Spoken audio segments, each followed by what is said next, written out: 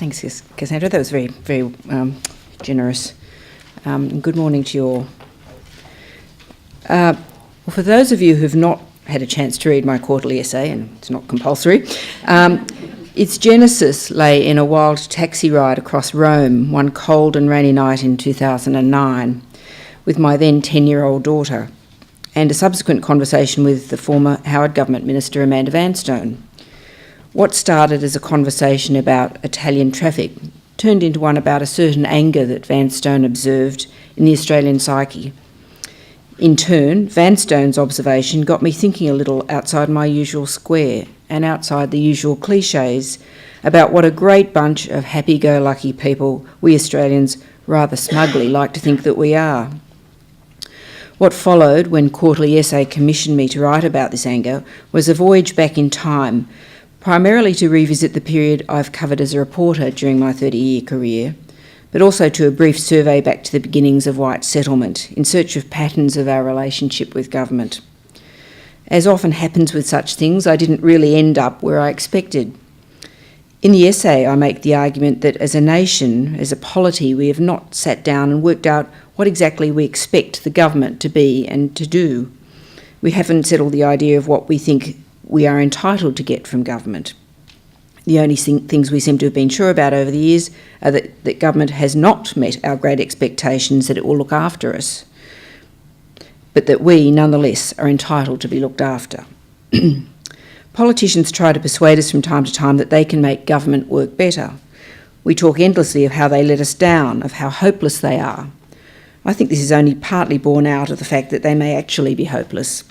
It is also, and this is much less discussed, born of the fact that we don't really know what we expect of them or of government in the first place. Government is rarely portrayed in any of our conversations as a force for good. More often it is seen as an amorphous, badly run and ill-defined thing, the plaything of politicians that is separate from most of us. Similarly, Australians are dismissive and cynical about why people enter politics. We rarely discuss the decisions that governments make in terms that recognise the compromises that government and democracy inevitably entail. But our expectations of what government will do have seemed to grow over the years. Of course, governments will be there to assist us after bushfires or flood, not just with our immediate emergency needs, but also by helping with rebuilding and providing income support. Now, when we travel overseas to war-torn and unstable countries, we expect government to rescue us from trouble and sometimes to get us home. A story did the rounds in Canberra a few years ago that people who were rescued from a war-ravaged part of the world by an Australian government charter flight were outraged that they could not get frequent flyer points for the flight. We expect government to provide easily accessible hospital services and good schools and childcare and roads and public transport. We expect government to protect little children when their own families won't. We expect to be protected from violence and crime. We expect to be protected from our own bad decisions about shonky investments made in the name of chasing a higher return. In today's Financial Review, I recount the story of a former Bligh Government Cabinet Minister, Rachel Nolan, who in response to the essay has reflected on the unrealistic and sometimes bizarre expectations voters have of their politicians. "I've been yelled at over swooping magpies," she says, "as if I was going to go out there and shoot the things myself. And I've repeatedly been told that the rising cost of living, from housing to power to petrol, is somehow the government's fault." Yet, at the same time, we see public anger that we have become a nanny state. We see anger about tobacco and alcopops laws. This lies at the nub of the problem. Our expectations and our sense of entitlement are confused. Politicians spruik the virtues of small government, yet propose vastly expensive schemes without explaining how they will be funded. Our current shouty politics followed two momentous shifts in our relationship with government in the past couple of decades that have not been well understood. The first was the process of deregulating the Australian economy in the 1980s and 1990s. The second came with the election of John Howard in 1996. Paul Kelly defined the way we see the 1980s and 1990s in his seminal book, The End of Certainty, in which he argued that the great era of deregulation dismantled the pillars of the Australian settlement that were implicit or explicitly agreed to at the time of federation. These were White Australia, industry protection, wage arbitration, state paternalism and imperial benevolence. The pillar of the Australian settlement most relevant to my essay is the one that we don't hear quite so much about, and which is perhaps the least understood, faith in government authority or state paternalism. Kelly defines it as individual happiness through government intervention and notes its origins in 1788. The individual looked first to the state as his protector and only secondly to himself, he writes. The idea of state paternalism is embedded in our relationship with government and has been since the time our convict forefathers expected Governor Phillip to fix the small problem of starvation rather than do anything about it themselves. We've expected governments to intervene to create equality. The very way funding is divided up among the states is based on a premise that everyone in Australia, no matter where they live, is entitled to a similar level of government services. More than the other pillars, it is an implicit idea buried in politics and policy, not explicitly stated in the way that the commitment to a working wage or to the ANZUS Alliance have been. Perhaps for this reason, state paternalism has never been dismantled or even identified and exposed to analysis in the way the other parts of the settlement were. The capacity of governments to intervene on our behalf to protect us was obviously reduced by the dismantling of regulation in the 1980s and 1990s. Yet we have largely ploughed on, expecting governments to act as they did in a world where they had many levers of economic control which have now disappeared. And that is why I argue that it is in the failure to identify and break down the habits of state paternalism that we are the seeds of so much of our modern national anger. We have had many arguments about the explicit policies. We have had debates about deregulating particular industries and debates about the need for smaller government and less taxation. But we have never debated what the implications of deregulation and smaller government might be for our expectations of government itself. Do we Australians understand that government no longer has the control of things it once did? Do we understand that the corollary of less tax is less ability to fund services? Are we comfortable and relaxed with that idea? What will we put in its place? The great political battles of the 1980s and 90s were fought over the idea that government intervention in markets was bad and removing it was good. But the implicit belief that government would ultimately put things right has proved the hardest to shift, perhaps because it is so intrinsically tied up with the business of politics. Politicians are always telling us what they can do for us or what they have done for us. We in turn always expect politicians to fix things that we aren't happy about. Our history has been one of politicians always looking for opportunities to intervene, to protect us from the harsh realities of the world. State paternalism is what politicians do. Our post-deregulation politics has been dominated by politicians reluctant to admit that one implication of opening up the economy, of smashing those pillars if you like, is that they don't have quite as much control as they once did. There has also been a shift in the institutions that run many of our services from public to private, but our view of politics has failed to keep up with the implications of this shift.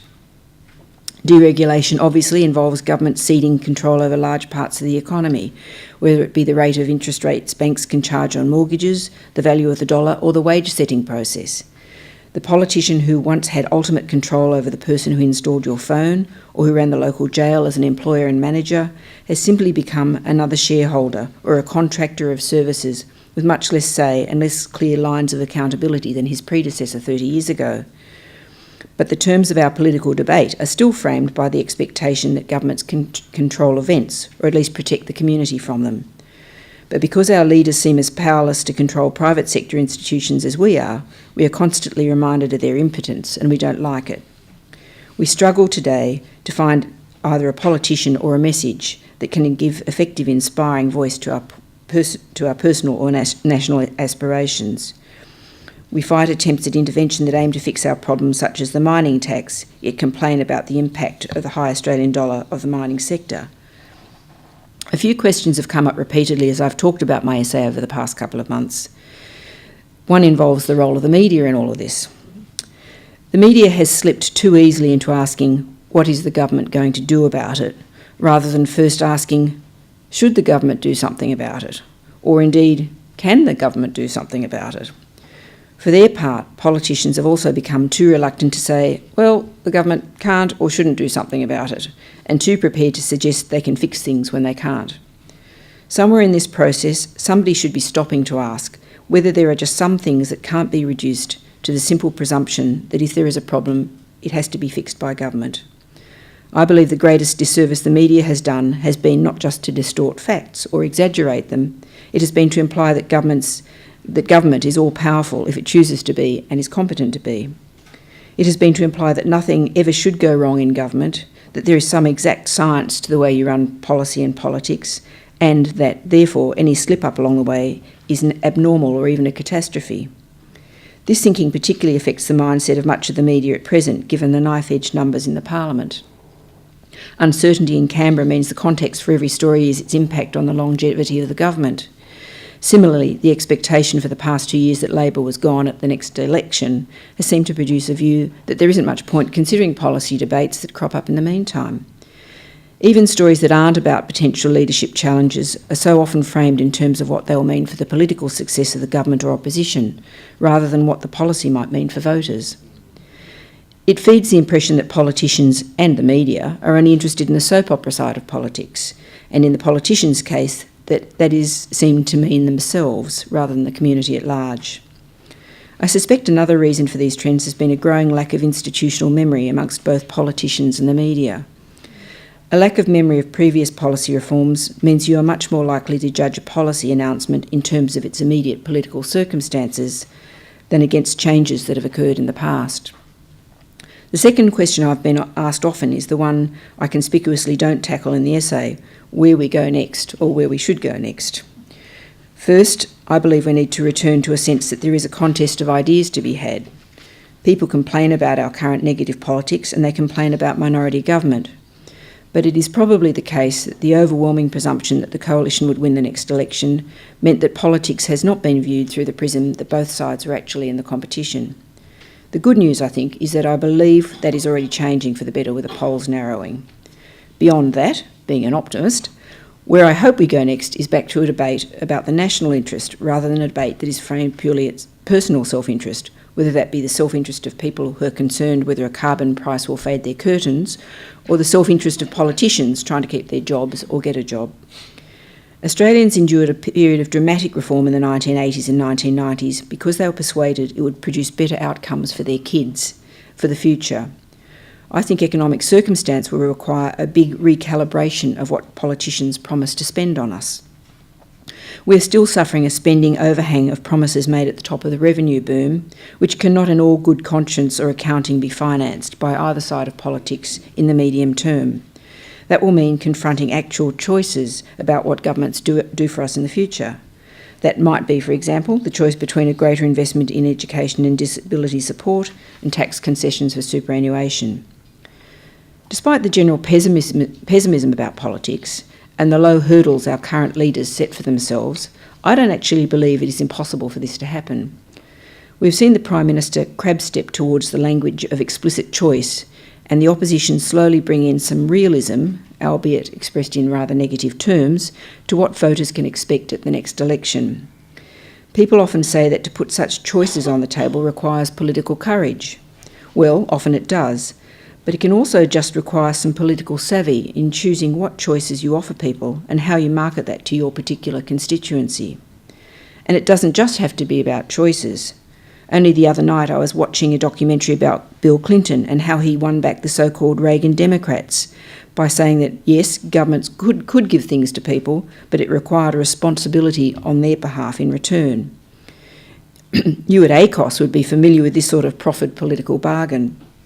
It has often been offered in Australia by both sides of politics in the past couple of decades, both at a broad level and in particular policy areas like work for the dole. It is only our short-term political memories and the sense of crisis that has engulfed so much of federal politics in the past couple of years that makes the selling of such a bargain seem so unlikely. But if you think about the political imperatives of both sides of politics as they stand in mid-2012, both sides have an interest in moving forward, to use a rather unfortunate term. The Prime Minister is already portraying the government as the party that is focused on the future. The very success of Tony Abbott's negativity means he is now under intense pressure to radically change direction and have a positive agenda. Budgetary pressures mean that both sides have to somehow confront the country's revenue problems, even if it is only by saying that they will examine them and put put any future tax changes to a second election.